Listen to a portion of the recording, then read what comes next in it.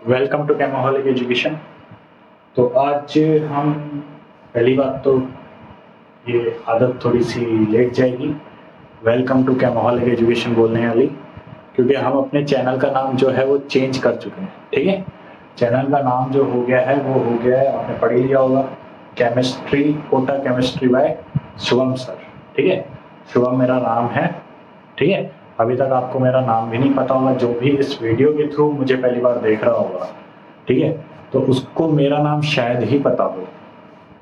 सही है, तो मेरा नाम शुभम नागर है, मैं कोटा का रहने वाला हूँ और ऑलरेडी मैं नीट आईआईटी के लिए और 11th-12th बोर्ड के लिए कोटा में एक वेल नॉन इंस्टीट्यूट में टीचर हूँ। ठीक है, लेक्चरर हूँ। और यूट्यूब चैनल अभी मैंने सबसे पहले लॉकडाउन में स्टार्ट किया था, लेकिन कुछ वीडियोस अपलोड करने के बाद मुझे खुद को ही कोरोना हो गया।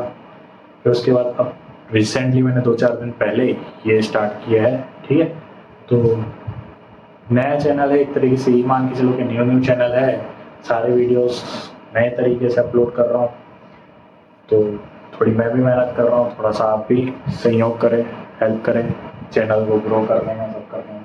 ठीक है, तो जो भी नए हो उस चैनल पे, तो अगर आपने सब्सक्राइब नहीं किया है तो पहले एक बार वीडियो देख लें, अच्छे से कंफर्म कर लें, 2-3 लेक्चर देख लें। अगर आपको ये वीडियो नॉलेजेबल लगती है, आपको लगता है कि हाँ कंटेंट अच्छे से समझ में आता है केमिस्ट्री का, तो आप चैनल को सब्सक्राइब करें, लाइक करें और ज़्यादा से ज़्यादा अपने दोस्तों के साथ शेयर करें, जो भी केमिस्ट्री वाला हो, जो भी आपका बैचमेट हो, उसके साथ इस चैनल को शेयर करें। ठीक है, आप जैसे चाहे वैसे शेयर कर सकते हैं अपने सोशल मीडिया के थ्रू वगैरह, जैसे भी हमें हेल्प हो हमारे, क्योंकि अगर आप सब्सक्राइबर बढ़ेंगे तो मुझे ही मोटिवेशन मिलेगी ज़्यादा से ज़्यादा कंटेंट डालने के लिए। ठीक है, और लाइक्स और कमेंट और करें, जो भी गलतियाँ हो या जो भी कोई भी डाउट वगैरह हो तो आप कमेंट में ज़रूर बताएं। सही है, तो हम आज का टॉपिक स्टार्ट करते हैं। देखो, लास्ट जो हमने टॉपिक पढ़ा था वो इंट्रोडक्शन वाला पार्ट पढ़ा था, ऑर्गेनिक केमिस्ट्री का GOC part, reaction mechanism first वाले पार्ट में। आज हम थोड़े से आगे बढ़ रहे हैं और आज जो हम पढ़ने वाले हैं वो पढ़ने वाले हैं इलेक्ट्रॉनिक इफेक्ट। ठीक है, आज मैंने जो थोड़े बहुत एग्जाम्पल वाला पार्ट है वो पहले ही लिख दिया, क्योंकि कुत्ता भौंक रहा था। अगर मैं उस टाइम पे आपको लिख लिख के बोलता तो आपको मुझसे ज़्यादा कुत्ते की आवाज़ आ रही होती। ठीक है, तो देखो, इलेक्ट्रॉनिक इफेक्ट ये बहुत मेन चीज़ है। कोई भी रिएक्शन जब काम करती है, कोई भी रिएक्शन जो है वो प्रोसेस होती है, तो उस दौरान ये सारे इफेक्ट्स लग रहे होते हैं, inductive effect, mesomeric effect, hyper conjugation और इलेक्ट्रोमेरिक इफेक्ट। ठीक है, और हमें स्टेप बाय स्टेप यही इफेक्ट जो है वो डिस्कस करना है। क्लियर है, सबसे पहला हमें जो डिस्कस करना है वो इंडक्टिव इफेक्ट है। ठीक है, आप में से कई ये बातें जानते होंगे। ठीक है, जनरल जो इन्फॉर्मेशन है या नॉर्मल, जैसे मैं इंडक्टिव इफेक्ट की बात करूं तो आपको बेसिक आइडिया इंडक्टिव इफेक्ट का होगा, लेकिन बच्चों को दिक्कत वहां आती है कि यार इन चीजों को अप्लाई किस तरीके से किया जाए। ठीक है, हम इनको अप्लाई कहाँ करें और किस तरीके से करें, सबसे मेजर जो दिक्कत आती है ना, इसको अप्लाई करने में आती है। हरी वसन में तो हमें इसे अप्लाई करना सीखना है सबसे पहली बात, लेकिन हम यहाँ पे पूरा कंटेंट डालेंगे। देखो, इंडक्टिव इफेक्ट जो है वो पहले एक्सप्लेन करूंगा, फिर इसके बाद हम बहुत नंबर ऑफ एग्जांपल्स इनको सॉल्व करेंगे। ठीक है, बहुत सारे एग्जांपल्स हम सॉल्व करने वाले हैं। क्लियर है, तो वीडियो को कंटिन्यूली देखना। अब आपको ऐसा लग रहा होगा कि यार मुझे ये इंडक्टिव इफेक्ट वगैरह तो आता है, मैं ये क्यों देखूं, सीधा एग्जांपल्स में मूव ऑन करूं। तो एग्जांपल्स में डायरेक्ट मूव ऑन करने के चक्कर में आपको कुछ बेसिक कंसेप्ट जो है वो ध्यान नहीं रहते हरिवासन में। तो इसीलिए तसल्ली से 5 मिनट ज्यादा ही लगेंगे, लेकिन तसल्ली से एक बार वीडियो पूरा देखें। ठीक है, बीच बीच में स्किप ना करें, ताकि कोई इंपॉर्टेंट बात हो गई या कोई इंपॉर्टेंट कंसेप्ट हो गया या कोई तरीका हो गया किसी चीज को याद रखने का, तो वो आपको ध्यान रहे हरिवासन में। ठीक है, वहां आप गलती ना करो। तो सबसे पहले हम इंडक्टिव इफेक्ट पे चलते हैं। ठीक है, अब इंडक्ट बात करते हैं टॉपिक को लेकर। तो देखो, इंडक्टिव इफेक्ट के बारे में हम बात कर रहे हैं। क्लियर है, अब इंडक्टिव इफेक्ट होता क्या है और किस तरीके से काम करता है। तो देखो, मान लो ये कोई कार्बन की चेन है। क्या है, कार्बन की चेन है, और एंड में, ठीक है, कोई हेट्रो एटम लगा हुआ है, जैसे कि मान लो Z। ठीक है, ये क्या है, कोई हेट्रो एटम है। क्या है ये, हेट्रो एटम है, हेट्रो एटम है हरिवासन में। क्लियर है, अब अगर ये हेटेरो एटम है, ठीक है, अब दो कंडीशन जनरेट होती है यहाँ से कि ये जो हेटेरो एटम है वो इलेक्ट्रोनेगेटिविटी में कार्बन से क्या होता है, या तो ज्यादा हो सकता है या कम हो सकता है। क्या हो सकता है, या तो कार्बन की इलेक्ट्रोनेगेटिविटी, यूं मान के चलते हैं कि कार्बन की इलेक्ट्रोनेगेटिविटी ज्यादा है जेड एटम से। क्या है, कार्बन इस वाले केस में, ठीक है, इस वाले केस में कार्बन की जो इलेक्ट्रोनेगेटिविटी है वो ज्यादा है as compare to Z atom से। तो अब इसकी वजह से हो क्या रहा होगा कि कार्बन जो है इस जेड एटम से अपने इलेक्ट्रॉन्स को खींच रहा होगा, या बॉन्ड के इलेक्ट्रॉन्स को अपनी तरफ खींच रहा होगा, ठीक है। तो इसी वजह से यहाँ पर जो ये जेड है ये यहाँ पर प्लस आई इफेक्ट लगाएगा। कौन सा इफेक्ट लगाएगा, प्लस आई इफेक्ट, ठीक है, क्योंकि देखो इलेक्ट्रॉन इससे दूर जा रहे हैं तो इसके ऊपर कौन सा चार्ज जनरेट हो रहा है, इसके ऊपर पॉजिटिव चार्ज जनरेट हो रहा है। कौन सा चार्ज जनरेट हो रहा है, पॉजिटिव चार्ज। तो इसकी वजह से ये जो Z है, Z कौन सा इफेक्ट लगा रहा है इस अल्काइल की चेन पर, प्लस आई इफेक्ट लगा रहा है, ठीक है। पहली कंडीशन तो ये होगी, ठीक है। सेकंड कंडीशन की बात करते हैं। सेकंड देखो, सेकंड में हम ये मान के चलते हैं कि एक और कार्बन की ही चेन है, ठीक है। कलर चेंज कर देता हूँ, कौन सा कलर है, देखो सेम कार्बन की चेन है, ठीक है, और इसमें एक हेटेरो एटम लगा हुआ है। क्या लगा हुआ है, एक हेटेरो एटम लगा हुआ है। अब इस वाले केस में हम क्या मान के चलते हैं कि ये जो हेटेरो एटम है इसकी इलेक्ट्रोनेगेटिविटी जो है वो ज्यादा है एज कंपेयर टू कार्बन से। क्या है, इलेक्ट्रोनेगेटिविटी जो है वो हेटेरो एटम की ज्यादा है एज कंपेयर टू कार्बन से। तो इस केस में क्या हो रहा होगा कि जो हेटेरो एटम है वो जो है इलेक्ट्रॉन्स को अपनी तरफ खींच रहा होगा। क्या हो रहा होगा, अपनी तरफ खींच रहा होगा। तो यानी कि अपने ऊपर कौन सा चार्ज बढ़ा रहा है, माइनस चार्ज बढ़ा रहा है, ठीक है। तो इफेक्ट कौन सा लगा रहा होगा, ये माइनस आई इफेक्ट लगा रहा होगा। कौन सा इफेक्ट लगा रहा होगा, माइनस आई इफेक्ट लगा रहा होगा। आ रही बात समझ में, क्लियर है, ठीक है। तो पहले केस में कौन सा इफेक्ट लग रहा है, प्लस आई इफेक्ट, ठीक है, और सेकंड केस में कौन सा इफेक्ट लग रहा है, माइनस आई इफेक्ट, ठीक है। और इसका रीजन क्या है प्लस आई इफेक्ट का, कि इलेक्ट्रोनेगेटिविटी जो है वो सामने वाले यानी कि एल्काइल ग्रुप से कम है। वहीं माइनस आई इफेक्ट का रीजन क्या है कि सामने वाले से, या यूं कह लूं मैं, एल्काइल के जो कार्बन है, ठीक है, उससे हेटेरो एटम की जो इलेक्ट्रोनेगेटिविटी है वो क्या है, ज्यादा है। हरी बात समझ में। तो ये दो केस आपको ध्यान रखने हैं। इसका रीजन क्या है, इसका रीजन सिर्फ और सिर्फ इलेक्ट्रोनेगेटिविटी है। क्या है, इलेक्ट्रोनेगेटिविटी, क्लियर है। अब सबसे इंपॉर्टेंट बात यहाँ पे इंडक्टिव इफेक्ट के लिए वो ये है कि इंडक्टिव इफेक्ट जो है वो डिस्टेंस डिपेंडेंट होता है। क्या होता है, डिस्टेंस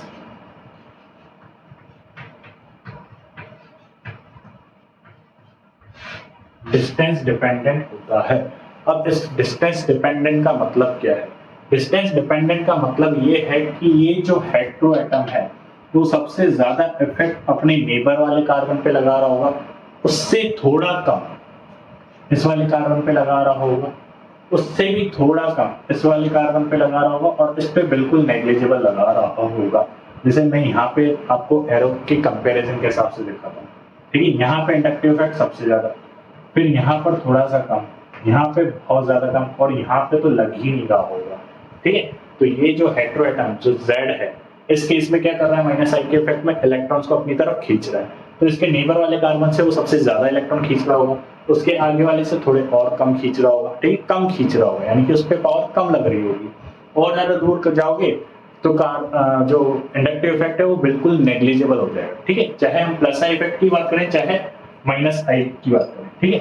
जैसे इसकी बात करें तो यहाँ पे कम हो जाएगा, यहाँ बिल्कुल कम हो जाएगा, और इस पे तो लग ही नहीं रहा होगा। तो यानी कि हम यहाँ पर ये कह सकते हैं कि जो इंडक्टिव इफेक्ट है वो ज्यादा से ज्यादा 3 या 4 कार्बन तक एप्लीकेबल होता है, ठीक है। क्या इंडक्टिव इफेक्ट जो है वो ज्यादा से ज्यादा 3 या 4 कार्बन तक एप्लीकेबल होता है। ठीक है, ये बात समझ में क्लियर है। अब नेक्स्ट देखो, अब नेक्स्ट हमें ये देखना है कि कौन सा ग्रुप जो है वो प्लस आई इफेक्ट लगाता है और कौन सा ग्रुप जो है वो प्लस आई इफेक्ट लगाता है। ठीक है, कौन सा प्लस आई कौन सा माइनस आई लगाता है, हमें ये बात देखनी है। तो सबसे पहले हम प्लस आई इफेक्ट की बात करते हैं। ठीक है, अब देखो प्लस आई इफेक्ट कौन लगाएगा, जिसकी इलेक्ट्रोनेगेटिविटी कम हो या फिर जिसपे ऑलरेडी ही इलेक्ट्रॉन डेंसिटी बहुत ज्यादा हो। अगर उस पे ऑलरेडी इलेक्ट्रॉन डेंसिटी बहुत ज्यादा होगी तो वो इलेक्ट्रॉन्स को और ज्यादा खींचेगा नहीं। ठीक है, और ज्यादा अगर इलेक्ट्रॉन्स को अपनी तरफ खींचेगा नहीं तो कौन सा इफेक्ट लगाएगा, वो प्लस आई इफेक्ट लगाएगा। ठीक है, इलेक्ट्रॉन्स को अपने से दूर पुश कर रहा होगा। क्लियर है। तो देखो पहले वाले ग्रुप में सारे के सारे माइनस, जिन मॉलिक्यूल्स के ऊपर ऑलरेडी माइनस चार्ज है, यानी कि उन्होंने ऑलरेडी इलेक्ट्रॉन ले रखा है। क्या कर रखा है, ऑलरेडी इलेक्ट्रॉन ले रखा है। तो अगर उन्होंने ऑलरेडी इलेक्ट्रॉन ले रखा है तो वो और ज्यादा इलेक्ट्रॉन्स को अपनी तरफ अट्रैक्ट नहीं करेंगे, और अगर वो और ज्यादा इलेक्ट्रॉन्स को अपनी तरफ अट्रैक्ट नहीं करेंगे तो वो क्या कर रहे होंगे, इलेक्ट्रॉन को खुद से दूर कर रहे होंगे। यानी कौन सा इफेक्ट लगा रहे होंगे, वो प्लस आई इफेक्ट लगा रहे होंगे। ठीक है, कौन सा इफेक्ट लगा रहे होंगे, प्लस आई इफेक्ट लगा रहे होंगे। फिर उसके बाद देखो, उसके बाद यहाँ पर है एल्काइल ग्रुप्स। ठीक है, 3 डिग्री 2 डिग्री और 1 डिग्री। ठीक है, अगर आप जीओसी पढ़ रहे हो तो मुझे नहीं लगता कि आपको डिग्री ऑफ कार्बन देखना नहीं आता। फिर भी मैं बता देता हूँ कि यहाँ पे ये वाला जो कार्बन है ये 3 डिग्री है, ये वाला कार्बन जो है वो 2 डिग्री है, और ये वाला जो कार्बन है वो 1 डिग्री है। ठीक है, जो भी कार्बन जितने भी नेबर कार्बन से जुड़ा हुआ होता है उसको उतना डिग्री कार्बन कह दिया जाता है। ठीक है, जैसे ये वाला कार्बन जो है वो 3 कार्बन से जुड़ा हुआ है तो यानी कि इसको क्या बोलेंगे, 3 डिग्री कार्बन। ठीक है, ये वाला जो कार्बन है वो 2 कार्बन से जुड़ा हुआ है तो इसको हम क्या कहेंगे, 2 डिग्री कार्बन। ये वाला कार्बन 1 कार्बन से ही जुड़ा हुआ है, नेबर में इसके एक ही कार्बन है तो इसको क्या कहेंगे, 1 डिग्री कार्बन। ठीक है, तो जितने ज्यादा, अब देखो एल्काइल ग्रुप जो होता है, एल्काइल ग्रुप जो होता है वो प्लस आई इफेक्ट लगाता है। कौन सा इफेक्ट लगाता है, प्लस आई इफेक्ट। तो एल्काइल ग्रुप जो है वो हमेशा कौन सा इफेक्ट लगाता है, प्लस आई इफेक्ट लगाता है। क्लियर है। अब देखो जितने ज्यादा एल्काइल ग्रुप होगी या जितना ज्यादा ब्रांच होगा वो उतना ही ज्यादा प्लस आई इफेक्ट लगा रहा होगा। देखो यहाँ पे 4 कार्बन है टोटल मिला के, यहाँ पे 3 ही है, यहाँ पे 2 ही है। ठीक है, तो 3 डिग्री कार्बन जितना ज्यादा एल्काइल ग्रुप होगा वो उतना ही ज्यादा प्लस आई इफेक्ट लगा रहा होगा। क्लियर है। उसके बाद ये वाला जो पार्ट है ये आपको ध्यान रखना है, आइसोटोपिक वाला पार्ट। ठीक है, क्योंकि यही ऐसी चीजें होती है जहाँ पे हम कंफ्यूज होते हैं। ये सब तो नॉर्मल है, हम कंफ्यूज यहाँ हो जाते हैं। ठीक है, वो कंपेयर करने के लिए दे देता है आइसोटोपिक देके। ठीक है, CD3 CD3 और CH3, ट्रिटियम ड्यूटेरियम और हाइड्रोजन। ठीक है, और इस केस में हम बता नहीं पाते कि यार प्लस आई कौन ज्यादा लगा रहा होगा। तो ट्रिटियम वाला जो पार्ट होता है वो प्लस आई ज्यादा लगाता है एज कम्पेयर टू हाइड्रोजन। ठीक है, क्योंकि आपको पता है, ठीक है, ट्रिटियम जो है वो ज्यादा प्लस आई इफेक्ट लगाएगा आरी वासन में एज कम्पेयर टू हाइड्रोजन। ठीक है, और जब नॉर्मल हम बात कर रहे हो तो प्लस आई इफेक्ट भी ट्रिटियम ज्यादा लगाएगा, ड्यूटेरियम उससे कम और हाइड्रोजन सबसे कम। हाइड्रोजन लगाता ही नहीं है, हाइड्रोजन कोई इफेक्ट नहीं लगाता, ना ही वो प्लस आई इफेक्ट लगाता है ना ही वो माइनस आई इफेक्ट लगाता है। हाइड्रोजन कोई भी इफेक्ट नहीं लगाता। ठीक है, तो ये ऑर्डर आई थिंक आपको पता होगा इलेक्ट्रोनेगेटिविटी के बेस पे। और सबसे मेन चीज है कि जिस पे नेगेटिव चार्ज है वो तो हमेशा प्लस आई इफेक्ट लगाएंगे। ठीक है, most of all the cases. उसके बाद एल्काइल ग्रुप और लास्ट में ड्यूटेरियम ट्रिटियम और हाइड्रोजन। क्लियर है, ये हो गया हमारा प्लस आई की बात। क्लियर है, प्लस आई की बात। अब माइनस आई इफेक्ट कौन लगाएगा, माइनस आई इफेक्ट लगाएगा हाई ईएन के एटम्स। कौन लगाएगा, हाई ईएन के एटम्स या मॉलिक्यूल्स।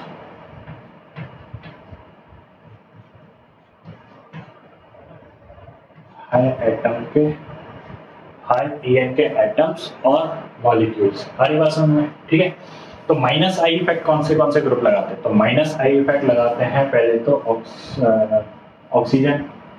ठीक है, ये देखो सारे के सारे जो है वो प्लस चार्ज है इनके ऊपर, ये OR2 पे भी प्लस चार्ज है। ठीक है, ये OR2 पे भी प्लस चार्ज है। तो देखो जिन पे प्लस चार्ज है मतलब कि वो इलेक्ट्रॉन डेफिशिएंट है। देखो, एक तो ऑक्सीजन, नाइट्रोजन, नाइट्रोजन, एक तो हाई एन के एलिमेंट है, ऊपर से इन पे प्लस चार्ज है। अब हाई एन के एलिमेंट अगर उन पे प्लस चार्ज रहेगा तो भाई साहब वो तो इलेक्ट्रॉन खींचेंगे ही खींचेंगे सामने से, ठीक है। तो इनका जो माइनस आई इफेक्ट है, यानी इलेक्ट्रॉन विड्रॉइंग करने का जो पावर है वो बहुत ज्यादा होगा। हरी बात समझ, इनका इलेक्ट्रॉन विड्रॉइंग पावर बहुत ही ज्यादा होगा। क्लियर। उसके बाद NO2 ग्रुप, CN, एसिड और हेलोजन, ठीक है, हेलोजन। फिर उसके बाद OR, ठीक है, OH, CH। देखो यहाँ पे OH और OR में ध्यान रखना, क्योंकि आपको लगता है कि यार ऑक्सीजन ऑक्सीजन कॉमन है, एल्काइल ग्रुप आ गया तो ये इसकी माइनस आई इफेक्ट पावर को कम कर रहा होगा, और हाइड्रोजन में कोई इफेक्ट लगाता नहीं है तो माइनस आई इफेक्ट ज्यादा रहेगा। लेकिन ऐसा नहीं होता, OR जो है उसमें माइनस आई ज्यादा लगता है, OH कम लगता है। हरी बात समझ में क्लियर है? तो ये बात ध्यान रखना। और सेम केस हम यहाँ पे भी फील करते हैं। NR3 में यूं मान के चलते हैं कि यार इसमें एल्काइल ग्रुप जुड़ा होगा तो इसका माइनस आई पावर कम होगा और NH3 का ज्यादा होगा, लेकिन एक्चुअल में NR3 का जो होता है माइनस आई पावर वो ज्यादा होता है और NH3 का कम होता है। तो इन बातों को थोड़ा सा ध्यान रखना जो मैं अंडरलाइन करके स्पेशली बता रहा हूँ, ठीक है। इन्हीं बातों के लिए मैं तुमसे स्पेशली कह रहा था कि पूरे वीडियो को देखना, क्योंकि हम गलती इन बातों में करते हैं। फिर बेसिक बातें तो सबको याद होती है, ठीक है। ध्यान रखने वाली बात कौन सी है वो मैं स्पेशली आपको बता रहा हूँ, जहां हम गलती करते हैं, ठीक है। फिर उसके बाद ये है sp, यहाँ पे sp कार्बन है। और अगर मैं आपको बताऊं, आपको थोड़ा बहुत आइडिया नहीं होगा तो, ठीक है। फिर हाइब्रिडाइजेशन की अगर हम बात करें, इसकी हाइब्रिडाइजेशन की अगर हम बात करें तो सबसे ज्यादा En का होता है sp, ठीक है। sp की इलेक्ट्रोनेगेटिविटी ज्यादा होती है, फिर उससे कम होती है sp2 की, और उससे भी कम होती है sp3 की, ठीक है। अब ये मत कहना कि यार हाइब्रिडाइजेशन क्या होती है, ठीक है। तो फिर अगर आपको हाइब्रिडाइजेशन नहीं पता क्या होती है तो भाई मेरे छोड़ दे पढ़ाई लिखाई, ठीक है। अगर आप अगर 11th में नए नए आए हो और सीधा ही GOC उठा रहे हो तो फिर गलती नहीं है आपकी। लेकिन अगर आप पीरियोडिक टेबल हो गया, केमिकल बॉन्डिंग हो गया, ठीक है, ये सब चैप्टर पढ़ने के बाद, यानी बेसिक आइडिया लेने के बाद आप ये चैप्टर पढ़ने आ रहे हो और आपको आइडिया नहीं है या याद नहीं आ रहा कि हाइब्रिडाइजेशन क्या होती है, ठीक है। मैं यहाँ पे सॉल्व नहीं करवा रहा, लेकिन अगर आपको टॉपिक का नाम तक याद नहीं है तो फिर बस की नहीं है आपके, ठीक है। और मैं पहले ही कह रहा हूँ, अगर आपको GOC पढ़नी है तो बेसिक आइडिया पीरियोडिक टेबल और केमिकल बॉन्डिंग का होना चाहिए, ठीक है। क्योंकि मॉलिक्यूल का स्ट्रक्चर आपको पता होना चाहिए कि मॉलिक्यूल का स्ट्रक्चर आखिर है कैसा। उसके बाद आपको थोड़ा बहुत पीरियोडिक टेबल का आइडिया होना चाहिए, ताकि साइज क्या है एटम की, या एटम का बिहेव क्या है, electronegativity, ionization potential, atomic radius वगैरह। तो ये सारी बातें आपको पता होनी चाहिए। इसी के थ्रू जो है, अब देखो, जब तक आपको उसके कैरेक्टर के बारे में पता नहीं चलेगा तब तक उसके बिहेवियर के बारे में आप कैसे बताओगे। कोई भी इंसान है, उसका कैरेक्टर अगर आपको पता नहीं है तो उसके बिहेवियर के बारे में कैसे बताओगे। तो उसी तरीके से अगर एटम के सारे कैरेक्टर आपको पता नहीं है, भाई उसकी साइज क्या है, उसका इलेक्ट्रोनेगेटिविटी क्या है, ठीक है, उसकी पीरियोडिक टेबल में पोजीशन क्या है, उसके थ्रू ही हमने वो सारे कैरेक्टर्स याद किए हैं, तो फिर वो कौन सा इफेक्ट लगाएगा वो हम बताएंगे कैसे। हरी बात समझ। तो एक बार पीरियोडिक टेबल और केमिकल बॉन्डिंग दोनों अपलोडेड है, हालांकि पुराने हैं लेकिन अपलोडेड है। एटलीस्ट इतना तो है कि आपको समझ में आ जाए, ठीक है। बाकी वापस से दोबारा सारे टॉपिक्स मैं पढ़ाऊंगा ही से, क्लियर है। लेकिन फिर भी अगर आइडिया ही लेना है तो एक बार देख सकते हो, अपलोडेड है वीडियोस, ठीक है। तो हाइब्रिडाइजेशन की अगर हम बात करें तो sp हाइब्रिडाइजेशन जो होता है वो सबसे ज्यादा En का होता है, फिर sp2 का होता है, फिर सबसे कम En होती है sp3 की। तो यहाँ पे देखो sp, अब देखो यहाँ पे नाइट्रोजन है और यहाँ पे कार्बन है, ठीक है। लेकिन फिर भी कार्बन की जो माइनस आई का पावर है वो ज्यादा है, क्योंकि कार्बन जब sp हाइब्रिडाइजेशन में होता है और नाइट्रोजन जब sp3 हाइब्रिडाइजेशन में होता है तो कार्बन ज्यादा En का होता है। बहुत इंपॉर्टेंट नोट करने वाली बात है। कार्बन जब sp हाइब्रिडाइजेशन में है और नाइट्रोजन जब sp3 हाइब्रिडाइजेशन में है तो कार्बन जो है वो ज्यादा En का हो जाता है। क्यों? क्योंकि कार्बन के अंदर S कैरेक्टर ज्यादा है। S कैरेक्टर ज्यादा होने का मतलब है उसमें En ज्यादा होना, ठीक है। क्योंकि आपको पता है कि s जो ऑर्बिटल होती है वो न्यूक्लियस के सबसे करीब होती है, ठीक है। अब अगर उसके अंदर s कैरेक्टर ज्यादा है तो मतलब उसके मैक्सिमम पार्ट जो इलेक्ट्रॉन के हैं वो कहाँ प्रेजेंट है, s ऑर्बिटल में प्रेजेंट है, या यूं कह लो कि जो एटम का मैक्सिमम पार्ट है वो s ऑर्बिटल का है, ठीक है, जो कि न्यूक्लियस के पास है। तो वो क्या करेगा, इलेक्ट्रॉन्स को अपनी तरफ खींचेगा ही इसी। तो इसीलिए यहाँ पर कार्बन sp है और उसकी जो माइनस विड्रॉइंग पावर है इलेक्ट्रॉन की वो ज्यादा है as compare to amine group, ठीक है। फिर उसके बाद फिनाइल, यहाँ पे sp2 है, ठीक है, और लास्ट में हाइड्रोजन। हरी बात समझ में, ठीक है। तो ये कुछ ऑर्डर थे प्लस आई और माइनस आई के, या यूं कह लो, आपको ये ऑर्डर ध्यान नहीं रखने, बेसिक आइडिया जैसे number of examples upon solve करेंगे तो उसमें आपको आइडिया चल जाएगा कि यार मैंने भी किस तरीके से याद कर रखे हैं, ठीक है। मैंने भी कोई ये याद नहीं कर रखा कि यार ऑर्डर पता ही होना चाहिए, लेकिन बेसिक जो तरीका होता है पता करने का वो मैं तुम्हें बता चुका हूँ, और यही तरीका है पता करने का, ठीक है। तो मैक्सिमम जो आप क्वेश्चन सॉल्व करेंगे तो उसमें आपको और आइडिया लग जाएगा, ठीक है। हम नीट और आईआईटी दोनों लेवल के क्वेश्चंस डिस्कस करेंगे क्लास में, ठीक है, मतलब ऑनलाइन क्लास में, ठीक है। तब आपको और ज्यादा अच्छे से क्लियर हो जाएगा कि यार किसी चीज को माइनस आई इफेक्ट है या प्लस आई इफेक्ट है, या पता कैसे करें, क्लियर है, ठीक है। तो ये था कुछ इंडक्टिव इफेक्ट, ठीक है। अब थोड़ी सी इंडक्टिव इफेक्ट के बारे में और ज्यादा डिटेल में बात करते हैं, कि थोड़ी बहुत एग्जाम्पल भी कर लेते हैं, ठीक है। अब देखो इंडक्टिव इफेक्ट के ही एग्जाम्पल करेंगे। अगर किसी ग्रुप में माइनस आर प्लस आर यानी कि रेजोनेंस इफेक्ट या मेसोमेरिक इफेक्ट लग रहा होगा तो हम अभी नहीं लगाएंगे, हम अभी सिर्फ इंडक्टिव इफेक्ट ही लगाएंगे। एक बार तीनों हो जाए, ठीक है, फिर उसके बाद तीनों को एक साथ अप्लाई करना स्टार्ट करेंगे। अभी जैसे अगर मैं जो भी एग्जांपल लिख रहा हूँ तो मैं ये मान के चल रहा हूँ कि उसके अंदर सिर्फ और सिर्फ इंडक्टिव इफेक्ट ही लग रहा है, ठीक है। तो आप नोट करना चाहो तो कर लो, या फिर स्क्रीनशॉट लेना चाहो तो स्क्रीनशॉट ले लो, ठीक है। तो अब हमें बात करनी है कि जो इंडक्टिव इफेक्ट हमने पढ़ा उसका काम क्या है, उसकी एप्लीकेशन क्या है, ठीक है। इंडक्टिव इफेक्ट हमें काम कहाँ आता है, ठीक है। तो हमारा नेक्स्ट जो टॉपिक है वो है application of inductive effect, clear है। तो सबसे पहले जो इंडक्टिव इफेक्ट हमारे काम आता है वो आता है स्टेबिलिटी, ठीक है, स्टेबिलिटी बताने में। किसकी स्टेबिलिटी, इंटरमीडिएट्स की, ठीक है। अब अगर आपने इसका पहला लेक्चर आपने देखा हो तो आपको पता होगा कि इंटरमीडिएट जो होते हैं वो टोटल कुल 5 टाइप के होते हैं। कितने टाइप के होते हैं, 5 टाइप के, क्लियर है। अब इंडक्टिव इफेक्ट जो है वो सबसे पहले हम बात करते हैं स्टेबिलिटी ऑफ कार्बोकैटायन की। किसकी, कार्बोकैटायन की। कार्बोकैटायन क्या होता है, जब कार्बन के ऊपर पॉजिटिव चार्ज होता है तो उसको क्या कहते हैं हम, कार्बोकैटायन, क्लियर है। अब देखो ध्यान से सुनो, जब कार्बन कार्बोकैटायन के आसपास जो ग्रुप्स हैं, कौन से हैं, ग्रुप्स हैं, मान लो एल्काइल ग्रुप है, कौन सा ग्रुप है, एल्काइल ग्रुप है। इस कार्बन के आसपास टोटल 3 एल्काइल ग्रुप है, ठीक है, और इस के आसपास, इस कार्बोकैटायन के आसपास 2 एल्काइल ग्रुप है, ठीक है, और इस कार्बोकैटायन के आसपास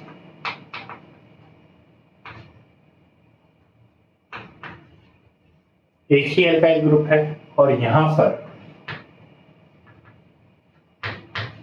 एल्काइल ग्रुप ही नहीं है, ठीक है। तो ये कंडीशन है, ठीक है। ये हमारी फर्स्ट कंडीशन, ये है सेकंड कंडीशन, ये है थर्ड कंडीशन, और ये है फोर्थ कंडीशन, सही है। तो यहाँ पे ये 4 ग्रुप है और इनकी स्टेबिलिटी हमें कंपेयर करनी है। क्या करनी है, स्टेबिलिटी कंपेयर करनी है, ठीक है। अब देखो मैं इंडक्टिव इफेक्ट को अप्लाई किस तरीके से कर रहा हूँ, क्योंकि सारा खेल जो है वो इफेक्ट्स को अप्लाई करने का है, ठीक है। देखो अब यहाँ पे ये जो कार्बोकैटायन है ये है एक इलेक्ट्रॉन डेफिशिएंट। ये क्या है, इलेक्ट्रॉन डेफिशिएंट, यानी कि ये ऑलरेडी इलेक्ट्रॉन्स कम है इसके पास, ठीक है। इसके पास क्या है, ऑलरेडी इलेक्ट्रॉन कम है, हमारी बात समझ में। अब अगर इसके पास इलेक्ट्रॉन ऑलरेडी कम है तो ये जो एल्काइल ग्रुप है, जो आसपास इसके एल्काइल ग्रुप लगे हुए हैं, तो वो कौन सा इफेक्ट लगा रहे हैं, वो प्लस आई इफेक्ट लगा रहे हैं। कौन सा इफेक्ट लगा रहे हैं, प्लस आई इफेक्ट लगा रहे हैं। ये भी क्या लगा रहा होगा, प्लस आई इफेक्ट, और ये भी क्या लगा रहा होगा, प्लस आई इफेक्ट। यानी कि ये जो है उसको इलेक्ट्रॉन्स जो है अपनी इलेक्ट्रॉन डेंसिटी को कार्बोकैटायन की तरफ पुश कर रहे हैं। ठीक है, देखो कोई चीज क्या है, यहाँ पे कार्बोकैटायन है, यानी कि यूं मान लो जैसे आप दोस्त यार जाते ही होंगे, ठीक है, दोस्त यार अपन रेस्टोरेंट वगैरह में खाने पीने जाते ही हैं, ठीक है, और थोड़े गरीब लोग हो तो कहीं चौपाटी वपाटी भी चल जाते हैं। ठीक है, अब लॉन्डो की एक खास बात होती है कि जैसे 4-5 लॉन्डो का ग्रुप है, ठीक है, उसमें से 2-3 के पास, 2 एक के पास ही पैसे रहते होंगे, 1-2 के पास ही पैसे रहते हैं, बाकी तो ऐसे नल्ले रहते हैं। ठीक है, उनके पास पैसे वैसे तो होते नहीं है। ठीक है, अब जब वो जाते हैं तो वो चारों ढंग से कब खा पाएंगे, जब जो उसके 2-3 जने जो हैं उनके पास पैसे हों अच्छे से, एक आधा के पास नहीं भी होगा तो चलेगा। ठीक है, क्योंकि बाकी जो है वो समेट के बिल पे कर ही देते हैं, ठीक है, अच्छे से एंजॉय कर ही लेते हैं खाने पीने का। तो सेम कंडीशन ये हो रही है यहाँ पे। कार्बोकैटायन जो है, अब देखो उसके पास इलेक्ट्रॉन्स नहीं है, ठीक है, उसके पास इलेक्ट्रॉन्स नहीं है, लेकिन उसके जो दोस्त यार हैं यानी कि सराउंडिंग एटम जो है वो किस टाइप के हैं, वो उसकी स्टेबिलिटी को डिसाइड करेंगे। क्लियर है? तो देखो ये कार्बोकैटायन है, यहाँ पर ये प्लस इफेक्ट लगा रहा है और यहाँ पे ये प्लस इफेक्ट लगा रहा है, तो यानी कि यहाँ पे 2 बार प्लस इफेक्ट लगा है या 2 डबल प्लस इफेक्ट लग रहा है, यहाँ पे ट्रिपल प्लस इफेक्ट लग रहा है, यहाँ पे सिंगल प्लस इफेक्ट लग रहा है। ठीक है, और यहाँ पे प्लस इफेक्ट लग ही नहीं रहा। अब देखो इलेक्ट्रॉन डेफिशिएंट है, अब जितने ज्यादा जो है सराउंडिंग एटम डोनर ग्रुप होंगे यानी कि उसकी डेफिशिएंसी को खत्म करने वाले होंगे। ठीक है, उसके पास इलेक्ट्रॉन की कमी है और ये जो सराउंडिंग एटम है वो इसको इलेक्ट्रॉन दे रहे हैं। ठीक है, तो इसकी कमी को पूरी कर रहे हैं, यानी कि वो स्टेबिलिटी की तरफ जा रहे हैं। देखो एक बात हमेशा याद रखना, जो एटम होता है या जो मॉलिक्यूल होता है, ठीक है, वो न्यूट्रल कंडीशन में सबसे ज्यादा स्टेबल रहता है। क्या कहा मैंने? जो एटम होता है या यूं कह लो जो मॉलिक्यूल होता है वो न्यूट्रल कंडीशन में सबसे ज्यादा स्टेबल रहता है। ठीक है, न्यूट्रल कंडीशन में सबसे ज्यादा स्टेबल रहता है, चाहे वो पॉजिटिव चार्ज हो उसके ऊपर, चाहे वो नेगेटिव चार्ज हो, पॉजिटिव हो या नेगेटिव हो वो अनस्टेबल ही रहता है। ठीक है, न्यूट्रल मॉलिक्यूल जो होता है वो सबसे ज्यादा स्टेबल होता है। क्लियर है? अब देखो इस पे है प्लस चार्ज, अब सराउंडिंग एटम डोनर ग्रुप है, अगर डोनर ग्रुप होंगे तो इसको इलेक्ट्रॉन देंगे। देखो ये परमानेंट इलेक्ट्रॉन नहीं दे रहे, सिर्फ दिखावा कर रहे हैं। ठीक है, सिर्फ इलेक्ट्रॉन डेंसिटी को शिफ्ट करके बैठे हैं, ऐसा नहीं कि इसको परमानेंट दे दिया है, सिर्फ अपनी इलेक्ट्रॉन डेंसिटी को शिफ्ट करके दे रखा है इन्होंने। ठीक है, तो वो यहां पर वो इसकी डेफिशिएंसी को खत्म कर रहे हैं। हमारी बात समझ में? तो इस केस में सबसे ज्यादा इसकी डेफिशिएंसी खत्म होगी। ठीक है, तो यानी कि मैं यहाँ पर ये कह सकता हूँ कि ये वाला जो ग्रुप है, फर्स्ट ग्रुप है, वो सबसे ज्यादा स्टेबल है, देन सेकंड, देन थर्ड, क्योंकि इसके पास तो कोई है ही नहीं देने वाला। ठीक है, यहाँ पे 1 है, यहाँ पे 2 है, यहाँ पे 3 है, तो यानी कि ये फर्स्ट ग्रुप जो होगा वो सबसे ज्यादा स्टेबल होगा। रीजन, क्योंकि इलेक्ट्रॉन डेफिशिएंट है और सामने वाले जो ग्रुप है वो भी क्या लगा रहे हैं, प्लस आई इफेक्ट लगा रहे हैं। आरी बात समझ में? सेम कंडीशन कार्बोकैटायन की लेते हैं एक और, ठीक है, और उसमें ध्यान से समझना। ठीक है, ये एग्जांपल फर्स्ट था, ठीक है, और ये जो है वो एग्जांपल सेकंड है। आरी बात समझ में? देखो कार्बोकैटायन है और इसके आसपास जो 3 ग्रुप है वो NO2 ग्रुप है। क्या है? NO2 ग्रुप है। ठीक है, कौन से ग्रुप है? NO2। यहां पर भी कार्बोकैटायन ले लेते हैं और यहां पर भी हम NO2 ग्रुप ले लेते हैं, 2 NO2 ग्रुप हैं। ठीक है, यहां पर हम एक NO2 ग्रुप ले लेते हैं और यहां पर हम एक भी NO2 ग्रुप नहीं लेते हैं। ठीक है, क्लियर है? दिखाई दे रहा है सबको? ठीक है, आई थिंक सो सबको दिखाई दे रहा है। ठीक है, अब आगे बात करते हैं। तो यहाँ पर इस केस में आपको साफ साफ दिख रहा है कि सारे 2-3-4 केस है वो कार्बोकैटायन के, यानी कि ये जो सेंट्रल एटम है, ठीक है, इस केस में जो ये सेंट्रल एटम है ये कैसा है? इलेक्ट्रॉन डेफिशिएंट है। क्या है? Electron deficient. क्लियर? और यहाँ पे ये जो NO2 ग्रुप है, इस वाले केस में जो NO2 ग्रुप है वो हम अच्छे से जानते हैं कि वो -I इफेक्ट लगाता है। कौन सा इफेक्ट लगाता है? -I। ठीक है, अभी यहाँ पे रेजोनेंस और हाइपर कंजुगेशन की बात नहीं कर रहे हैं हम। ठीक है, हमने सिर्फ इंडक्टिव इफेक्ट टॉपिक पढ़ा है, तो हम सिर्फ इंडक्टिव इफेक्ट के साथ बात कर रहे हैं। ठीक है, जब हम तीनों टॉपिक्स पढ़ लेंगे, इंडक्टिव, मेसोमेरिक और हाइपर कंजुगेशन, तब हम कलेक्टिवली इन इफेक्ट्स को लगा रहे होंगे, ठीक है। फिर उसके हिसाब से स्टेबिलिटी ऑर्डर देखेंगे। अभी मैं सिर्फ एक एक सिंगल इफेक्ट लगाना सिखा रहा हूँ, ठीक है। ठीक है, तो यानी कि ये देखो ऑलरेडी कार्बोकैटायन है, यानी कि इलेक्ट्रॉन डेफिशिएंसी इसके पास, और इससे बेचारे सराउंडिंग एटम और ज्यादा इलेक्ट्रॉन खींच रहे हैं, ठीक है। खुद ही कंगाल है और आसपास के जो अड़ोसी पड़ोसी हैं या जो रिश्तेदार हैं इसके, वो और इसको नोच के खाने वाले हैं। तो बेचारे इसकी स्टेबिलिटी क्या होगा, इसका जीना तो मुश्किल हो गया, ठीक है। इसका जीना तो मुश्किल हो गया, तो इसकी स्टेबिलिटी क्या रहेगी, सबसे कम रहेगी, क्लियर है। अब इसको जो नोच के खाने वाले हैं वो सिर्फ दो ही हैं, क्लियर है। और इसको इस पे सिर्फ एक ही माइनस आई लग रहा है और इस पे माइनस आई लग ही नहीं रहा है। देखो भूखमरी है लेकिन नोच के खाने वाले तो नहीं है, ठीक है। तो इसीलिए इस केस में जो स्टेबिलिटी ऑर्डर रहेगी वो सबसे ज्यादा इसकी रहेगी, फिर इसकी, देन इसकी, ठीक है। तो आ रही बात समझ में। तो सराउंडिंग एटम डिसाइड करते हैं कि कार्बोकैटायन की स्टेबिलिटी किस केस में ज्यादा रहेगी और किस केस में कम। देखो इस वाले केस से और इस वाले केस में जस्ट स्टेबिलिटी इनवर्स है। डिपेंड किस पे कर रहा है, सराउंडिंग एटम पर, ठीक है। किस पे कर रहा है, सराउंडिंग एटम पे। अगर कार्बोकैटायन है तो यहां पर मैं ये बात कह सकता हूं, देखना कि कार्बोकैटायन जो है वो डायरेक्टली प्रोपोर्शनल है प्लस आई इफेक्ट के और इनवर्सली प्रोपोर्शनल है माइनस आई इफेक्ट के। हरी बात समझ में, ये क्लियर है। तो कार्बोकैटायन जो है वो डायरेक्टली प्रोपोर्शनल है प्लस आई इफेक्ट के और इनवर्सली प्रोपोर्शनल है माइनस आई इफेक्ट के। हरी बात समझ में, क्लियर है, ठीक है। तो ये हो गई स्टेबिलिटी ऑफ कार्बोकैटायन की बात। किसकी हो गई, स्टेबिलिटी ऑफ कार्बोकैटायन की बात, ठीक है। अब आई थिंक आपने ये वाली बात नोट कर ली होगी। मैं इसको मिटा के यहीं पे कार्ब एनाइन की बात कर लेता हूँ, ठीक है। किसकी, कार्ब एनाइन, ठीक है। अगर नहीं लिखा था तो वीडियो को पीछे कर लो और लिख लो वापस, ठीक है। क्योंकि अभी तुम क्लास में नहीं हो, ऑनलाइन वीडियो देख रहे हो, वापस से बैक का ऑप्शन आता है, वापस से देख सकते हो, ठीक है। सेकंड हमें देखना है स्टेबिलिटी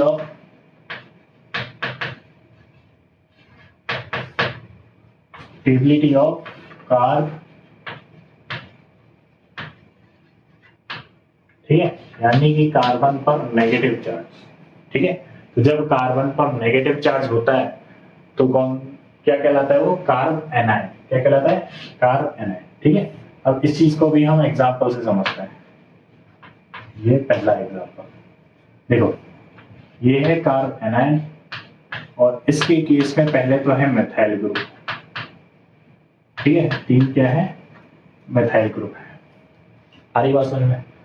इस वाले कार्ब एनाइन में क्या है कि दो मिथाइल ग्रुप है।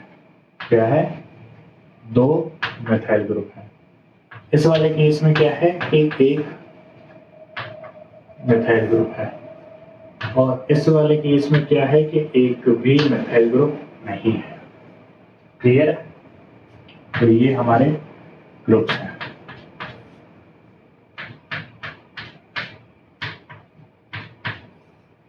आई बात समझ में, क्लियर है, ठीक है। तो देखो यहाँ पे अब सेम कंडीशन है। इफेक्ट तो देखो मिथाइल ग्रुप सराउंडिंग एटम है, वो तो इफेक्ट तो सेम ही लगाएगा, प्लस आई इफेक्ट, क्लियर। अब कार्ब एनाइन का केस है। अब कार्ब एनाइन क्या होता है, उसका ऑक्टेट पूरा होता है, ठीक है। उसका ऑक्टेट पूरा है और उस पे ऑलरेडी इलेक्ट्रॉन डेंसिटी ज्यादा है। देखो नेगेटिव चार्ज होने का मतलब है कि उसके पास ऑलरेडी इलेक्ट्रॉन डेंसिटी जो है वो ज्यादा है। अब अगर उस पे इलेक्ट्रॉन डेंसिटी ज्यादा है, ठीक है, तो वो ये नहीं चाहेगा कि उसके पास और ज्यादा इलेक्ट्रॉन डेंसिटी हो, क्योंकि तुम्हें पता है कि एटम या मॉलिक्यूल जो है वो न्यूट्रल कंडीशन में सबसे ज्यादा स्टेबल रहता है। उसके ऊपर पॉजिटिव चार्ज हो तब भी वो अनस्टेबल होता जाता है और अगर उसके ऊपर नेगेटिव चार्ज बढ़ता जाए तो भी वो अनस्टेबल होता जाता है, ठीक है। तो यानी कि यहाँ पर ये जो हेटेरो एटम है ये कौन सा इफेक्ट लगा रहा होगा, ये लगा रहा होगा प्लस आई इफेक्ट, ठीक है। यानी कि यहाँ पे ऑलरेडी सेंटर पे नेगेटिव डेंसिटी ज्यादा है, यानी कि इलेक्ट्रॉन डेंसिटी ज्यादा है और ये जो सराउंडिंग एटम है ये इस पे और ज्यादा इलेक्ट्रॉन डेंसिटी बढ़ा रहा है, क्या कर रहे हैं, और ज्यादा इलेक्ट्रॉन डेंसिटी बढ़ा रहे हैं। इस वाले केस में सिर्फ 2 बार प्लस आई लग रहा है, 2 प्लस आई ग्रुप है, ठीक है, यानी कि जो इलेक्ट्रॉन डेंसिटी बढ़ रही है वो थोड़ी सी कम बढ़ रही है, इसमें और भी कम बढ़ रही है, और इसमें तो बढ़ ही नहीं रही, ठीक है। तो यानी कि नेगेटिव चार्ज पे या यूं कह लो कार्ब एनायन के केस पे अगर प्लस आई इफेक्ट लग रहा है तो वो स्टेबिलिटी को क्या करेगा, बढ़ाएगा या कम होगा। देखो यहाँ पे ऑलरेडी मॉलिक्यूल पे नेगेटिव चार्ज है, प्लस आई इफेक्ट जो है इस एटम को या इस इंटरमीडिएट को और ज्यादा नेगेटिव करेगा, ठीक है, न्यूट्रल नहीं करेगा। और मॉलिक्यूल स्टेबल कब होता है, जब न्यूट्रल हो रहा हो, ठीक है। कार्बोकैटायन के केस में क्या था कि यहाँ पे कार्बोकैटायन है, प्लस आई इफेक्ट की वजह से इसकी जो डेफिशिएंसी थी वो पूरी हो रही थी, यानी कि जो ये है न्यूट्रलिटी की तरफ मूव कर रहा था, ठीक है। और इस वाले केस में क्या हो रहा है कि इस पे ऑलरेडी इलेक्ट्रॉन डेंसिटी ज्यादा है और सराउंडिंग एटम जो है वो और ज्यादा इलेक्ट्रॉन प्रोवाइड करने वाले हैं, तो जिसकी वजह से ये और ज्यादा नेगेटिव होता जा रहा है, बाकी न्यूट्रल, ठीक है।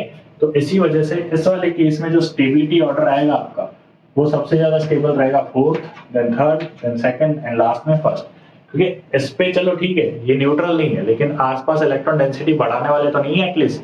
और इसके केस में क्या है कि इस पे ऑलरेडी नेगेटिव चार्ज है, क्या है, नेगेटिव चार्ज, और इस पे और ज्यादा जो सराउंडिंग एटम है वो नेगेटिव चार्ज और ज्यादा बढ़ा रहे हैं। आ रही बात समझ में, क्लियर है, ठीक है। अब नेक्स्ट एक और एग्जांपल ध्यान से देखो, एग्जांपल नंबर 2, सेम कार्बोकैटायन का केस है और इस वाले केस में हम ले रहे हैं सेम NO2 ग्रुप, ठीक है। मैं सेम ग्रुप इसलिए ले रहा हूं ताकि आपको समझ में आ जाए एप्लीकेशन की कौन से केस में स्टेबिलिटी ऑर्डर किस तरीके से काम करता है, ठीक है। फिर उसके बाद अभी हम नंबर ऑफ एग्जांपल्स करेंगे,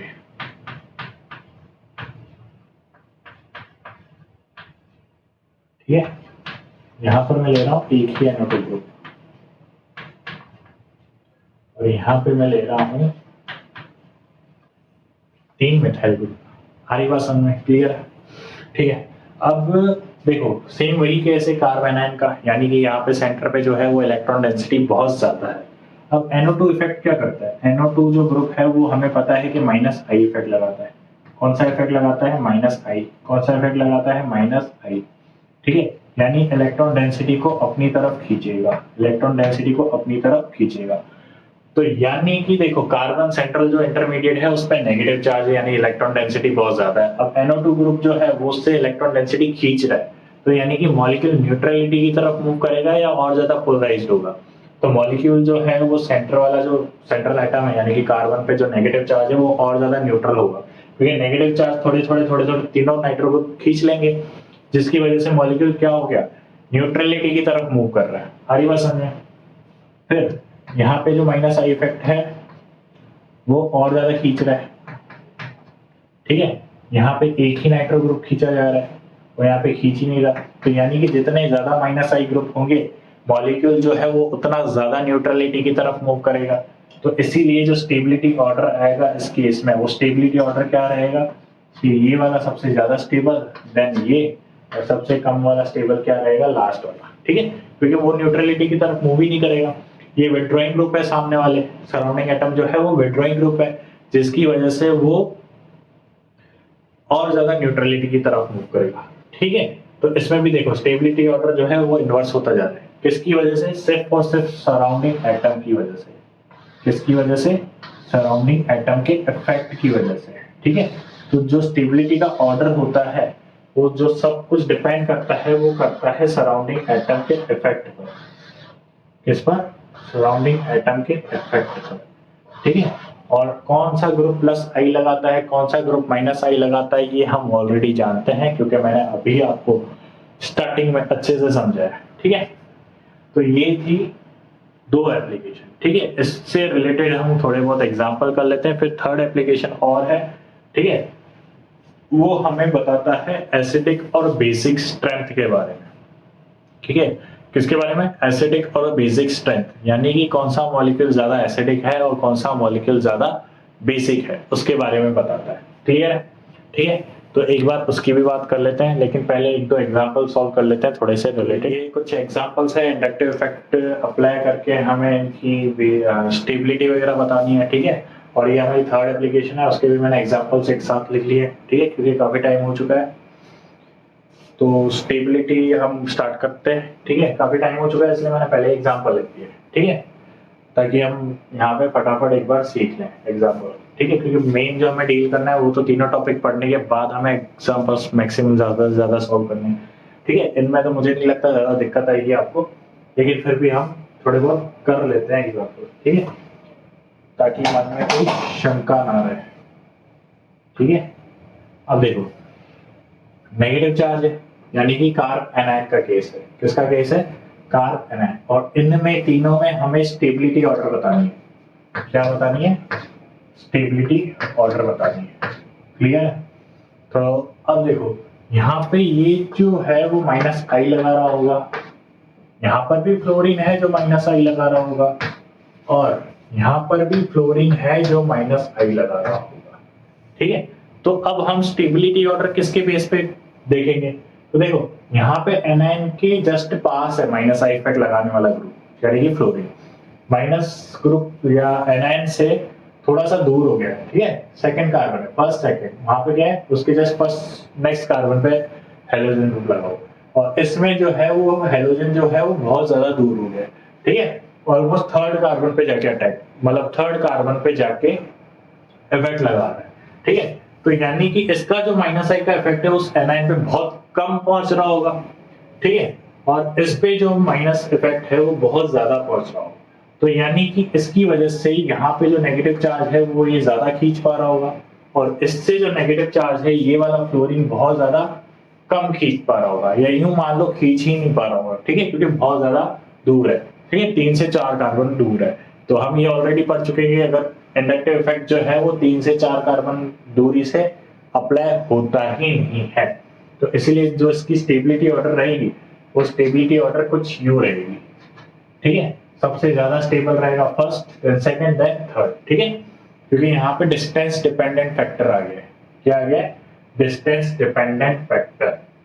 अब इस केस में देखो, यहाँ पर जो है फ्लोरीन है जो माइनस आई इफेक्ट लगाता है, यहाँ पर ऑक्सीजन ग्रुप है, OH ग्रुप है जो माइनस आई इफेक्ट लगाता है, और यहाँ पे अमाइन ग्रुप है जो भी माइनस आई इफेक्ट लगाता है, ठीक है। अब तीनों माइनस आई इफेक्ट लगाते हैं। अब स्टेबिलिटी ऑर्डर किसके बेस पे देखेंगे? तो स्टेबिलिटी ऑर्डर बेस देखेंगे हम EN के बेस पे। फ्लोरीन की इलेक्ट्रोनेगेटिविटी ज्यादा होती है ऑक्सीजन से, और ऑक्सीजन की इलेक्ट्रोनेगेटिविटी ज्यादा होती है नाइट्रोजन से, ठीक है। तो इसीलिए ये फर्स्ट वाला जो ग्रुप है वो ज्यादा स्टेबल होगा as compare to second, and second ज्यादा स्टेबल होगा एज कम्पेयर टू थर्ड, ठीक है।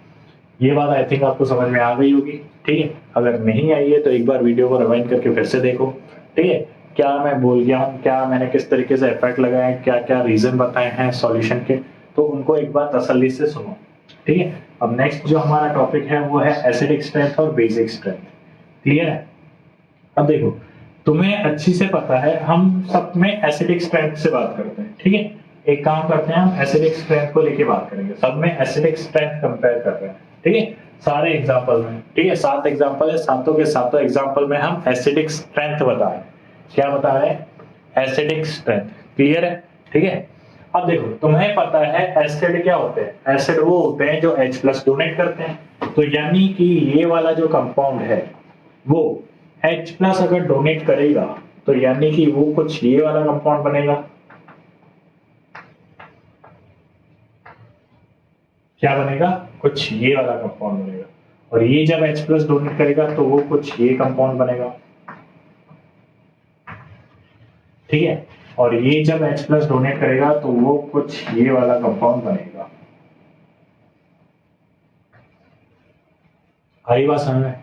क्लियर है? ठीक है।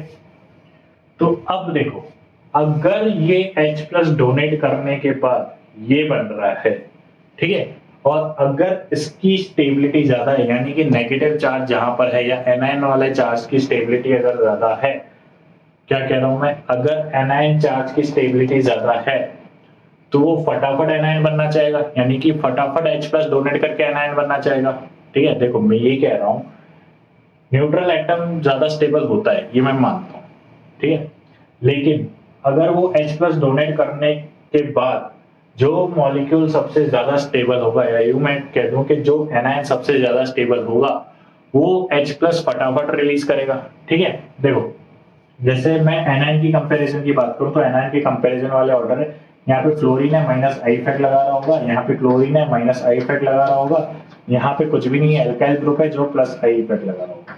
अब आप लोग अच्छे से जानते हो कि एनायन पे अगर माइनस आई इफेक्ट लगता है तो वो ज्यादा स्टेबल होता है, ठीक है, तो यानी कि स्टेबिलिटी ऑर्डर कुछ ये रहेगी, ठीक है। एनायन की आपको स्टेबिलिटी ऑर्डर पता चल गई, तो एसिड की स्ट्रेंथ और एसिड की जो स्ट्रेंथ ऑर्डर रहेगी वो क्या रहेगी, एसिड की स्ट्रेंथ भी सेम रहेगी जो माइनस चार्ज की स्टेबिलिटी रहेगी।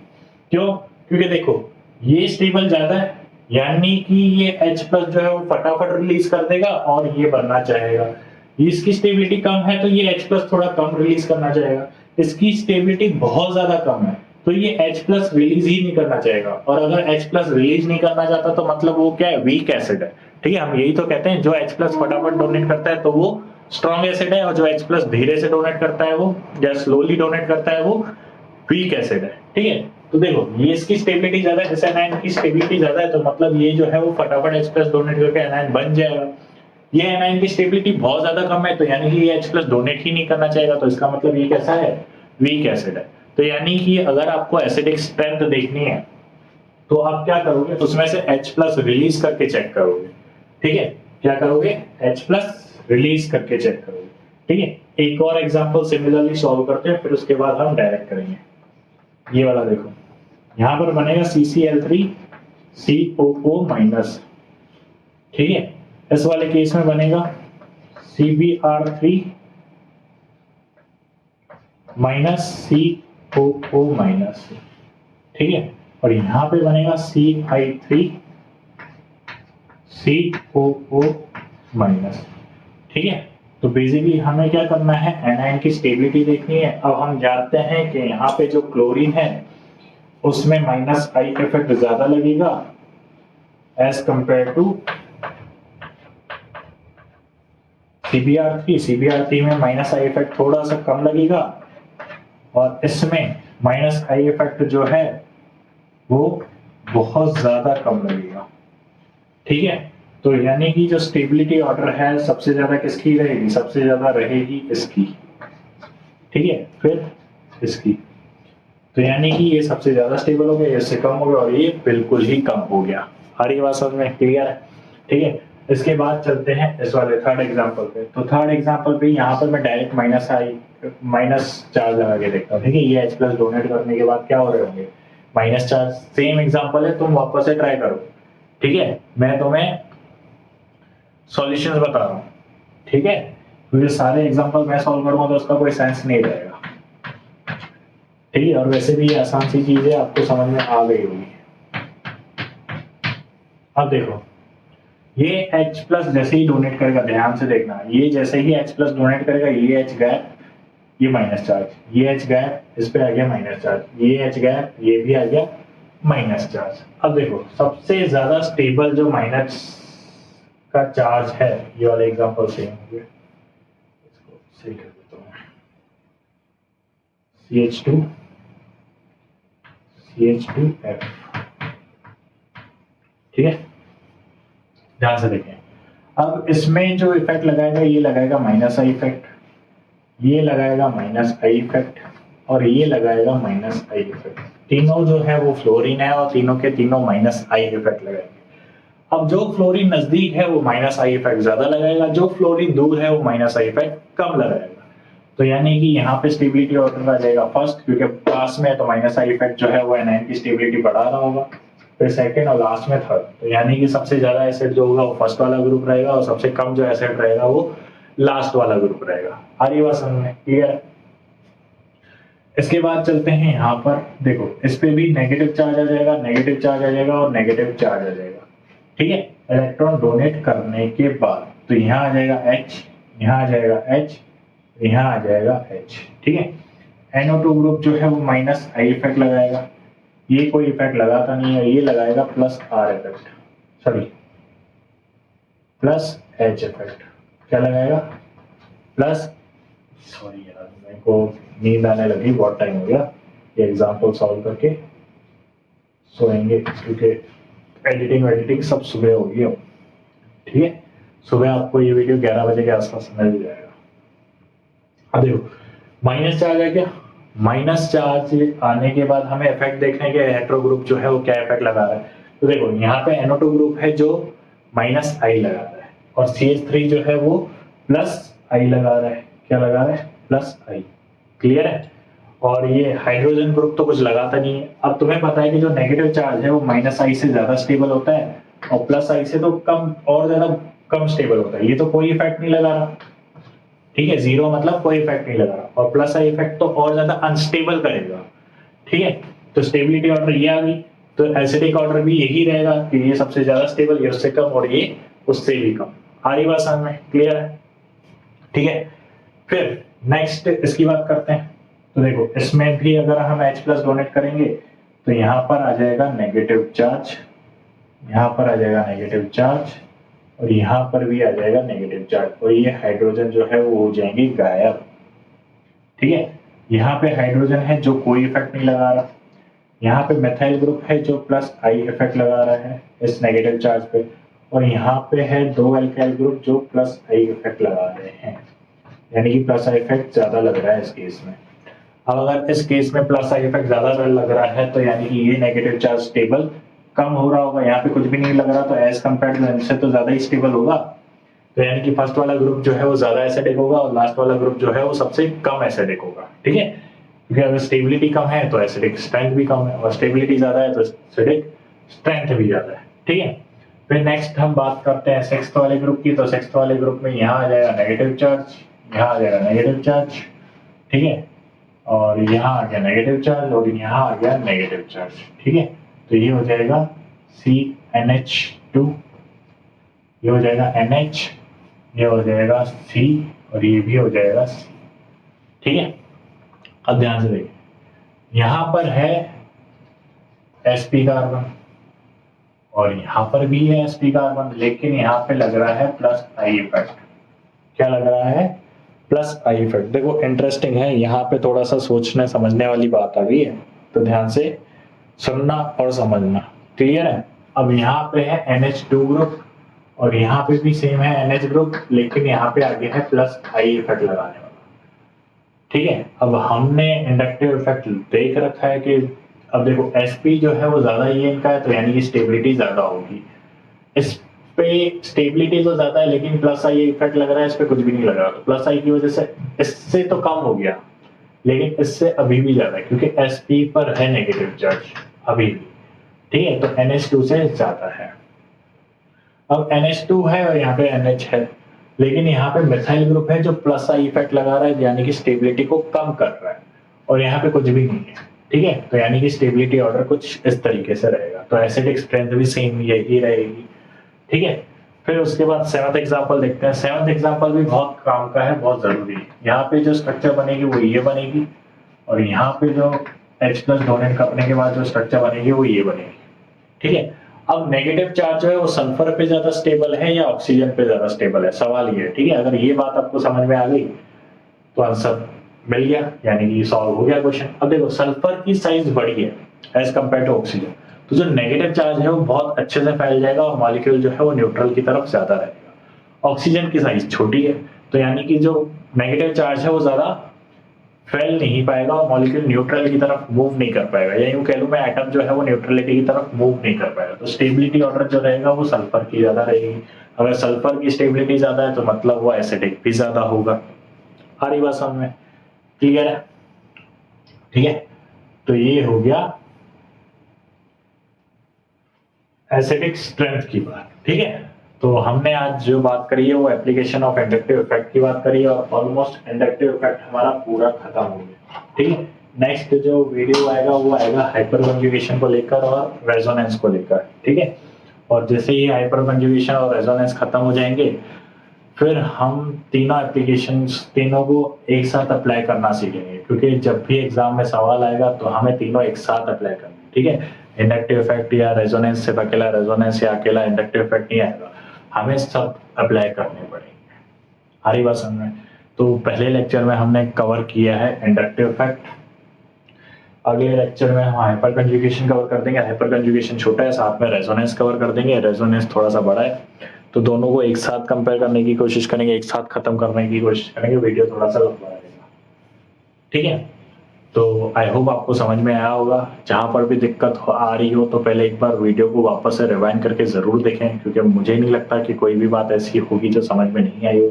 लेकिन अगर फिर भी आपको कोई बात समझ में नहीं आती तो मैं बार-बार कहता हूँ कि आप कमेंट ज़रूर करें, ठीक है? और कमेंट करो यार, कमेंट करो, लाइक करो। आप वीडियो देख लेते हो लेकिन लाइक वाइक नहीं करते, ठीक है? और नया-नया चैनल है, थोड़ा मुझे आपके सपोर्ट की बहुत ज़्यादा ज़रूरत है। तो ज़्यादा से ज़्यादा वीडियो को शेयर ज़रूर करें अपने फ्रेंड्स पे, ठीक है? अपने इंस्टाग्राम, व्हाट्सएप स्टेटस पे लगाएँ, इंस्टाग्राम स्टोरी पे लगाएँ, फेसबुक पे थोड़ा बहुत वीडियो क्रॉप करके अपलोड कर दें, ठीक है? अपने दोस्त यारों में जितना हो सके इसको फैलाएँ, ठीक है? क्योंकि आपके फैलाने से ही ये चैनल की ग्रोथ होगी, ठीक है? आपको कंटेंट अच्छा लग रहा है, आपको लगता है कि यार कंटेंट जो है वो वैल्यूएबल आ रहा है, हमारे दोस्तों को, हमारे फ्रेंड्स को इसका फ़ायदा मिलेगा, तो ज़्यादा से ज़्यादा शेयर करो, ठीक है? क्योंकि आप ज़्यादा से ज़्यादा शेयर करोगे, ज़्यादा से ज़्यादा लाइक्स आएँगे, सब्सक्राइबर बढ़ेंगे, तो मुझे भी मोटिवेशन सा फ़ील होगा कि हाँ यार, बच्चों को नीड है तो ज़रूरत है कंटेंट अपलोड करने की, ठीक है? ये जो बीच में 1 आध दिन छूट जाता है तो मैं थोड़ा-सा मोटिवेट रहूँगा कि यार बच्चों को ज़रूरत है, उनको पढ़ना है, तो उन्हें वीडियो अपलोड करके देना पड़ेगा, ठीक है? और एक बार जैसे ही 500 के ऊपर सब्सक्राइबर हो गए तो मैं श्योरिटी के साथ कह रहा हूँ, हम डेली 1 क्लास लाइव लेना स्टार्ट करेंगे, ठीक है? और एक बहुत इंटरेस्टिंग इम्पोर्टेंट चैप्टर पढ़ाऊँगा मैं जिनका वेटेज बहुत ज़्यादा रहता है, ठीक है? और काफ़ी मज़ा भी आएगा ऑनलाइन लाइव क्लास में, ठीक है? तो यार ज़्यादा से ज़्यादा चैनल को शेयर करो अपने फ्रेंड्स में, ठीक है? Thank you. जय हिंद, ठीक है?